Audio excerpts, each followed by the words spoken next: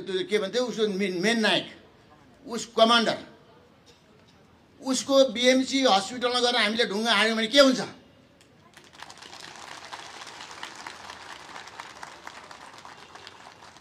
Durga प्रसाईको BMC हस्पिटलमा चाहिँ ढुङ्गा मुढा गर्यो, त्यसको लुटपाट गर्यो भने के हुन्छ?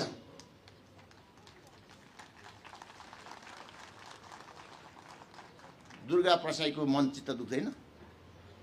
उसको मन रुँदैन?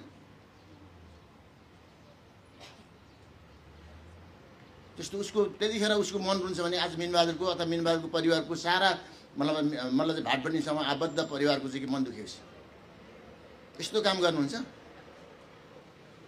आज कुनै एउटा चाहिँ के भने पूर्व प्रधानमन्त्रीको चाहिँ घरमा अथवा कहीँ पुग्ने उहाँहरूको चाहिँ अफिसमा गर्छ भने यो आन्दोलनको जुन मेन नायकको दरबारमा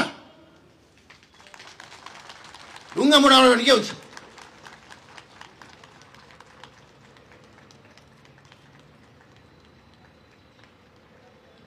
यो कुरा हामीले बुझ्नुपर्छ।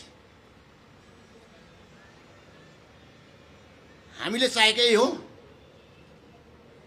नेपाली जनताले चाहिँ के भनेदेखि यत्रो चाहिँ सङ्घर्ष गरेर ल्याएको चाहिँ गणतन्त्र पछिको चाहिँ के भनेदेखि एउटा परिघटना यस्तै हो।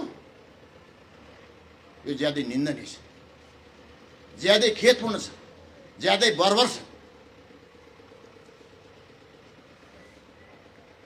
यो ज्यादै निन्दनीय छ र मैले चाहिँ नेपाल सरकारलाई म एउटा व्यवसायी भएको मतलब व्यवसायी भएर पनि हुनको साथै एउटा नेपालको नागरिक हुँ, यो सचेत नागरिक हुँ। नागरिकको हैसियतले म यो पनि भन्छु, एउटा डनलाई एउटा गुण्डालाई जे पनि भन्नु र जे पनि गर्नु दियो, यो भनिन त मलाई कुनै चाहिँ के भनेदेखि त्रास भएर चाहिँ के भनेदेखि हिंसाबोध छैन। राज्यले के हेर्यो? एउटा व्यवसायी 10वटा व्यवसायी अब मतलब को चाहिँ के भनेदेखि यो के अरे यो चाहिँ सबै चाहिँ ब्ल्याकी हो अथवा यो सबै स्मगलर हो, यो दलाल हो, यो हो त्यो हो भनेर त उसलाई छुट दियो।